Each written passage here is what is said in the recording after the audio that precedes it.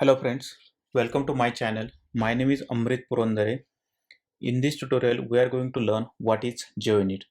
Previously, we have seen what is unit testing, why unit testing is required, advantages of unit testing, what is test case, how to manually create test case, and why testing frameworks are needed. If you have not seen those tutorials, please go ahead and watch. I will provide the link into the description. Now, let's go ahead and understand what is JUnit. So JUnit is an open source unit testing framework for the Java. JUnit stands for the Java unit. Here unit means the smallest possible code block which can be tested in isolation. JUnit provides us facility to test the unit or code blocks in isolation. Unit tests run on a JVM.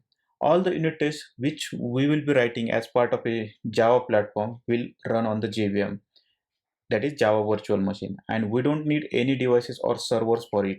If you have JVM installed, you will be able to run unit test, and JUnit provides that facility. JUnit provides foundation to the developers to test their code on a JVM itself.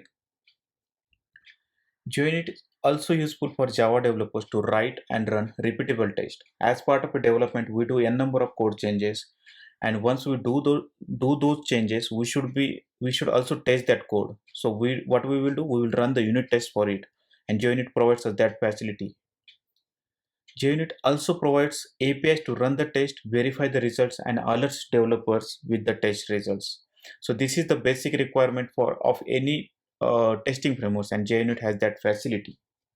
Okay, so that's it for this tutorial. In the next video, I'm going to show the features of the JUnit. So we will learn JUnit features in the next tutorials.